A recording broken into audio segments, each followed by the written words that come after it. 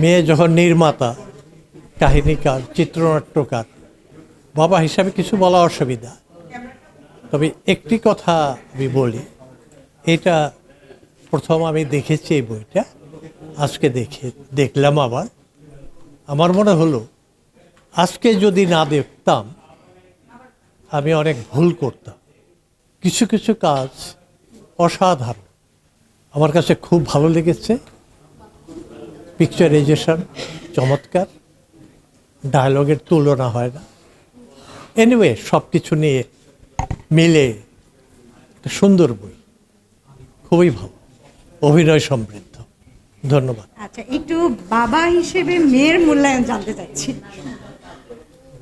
এটা তো তার প্রথম। আমরা নিঃসন্দেহে সবাই জানি তিথি অনেক পরিশ্রমী একটা মেয়ে, এবং সে যে কাজটা করে খুব মনোযোগ দিয়ে করে। তিথির অনেক কাজ আমরা এর আগেও দেখেছি।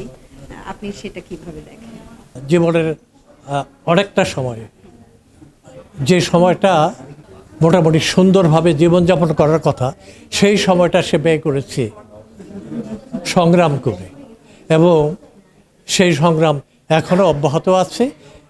এবং এখন আমরা ফিল্মে যা দেখতে পাচ্ছি এটি তার সংগ্রামেরই ফসল। মুভি যে ব্যাকগ্রাউন্ড মিউজিকটা দিয়েছে আর কি, প্লাস গানগুলো, গানের সুর, কথা সব কিছুই খুবই জীবন ঘনিষ্ঠ কিছু বিষয় নিয়ে এখানে চলচ্চিত্রটা নির্মাণ করা হয়েছে, এবং আমি চলচ্চিত্রটা দেখে খুবই মুগ্ধ।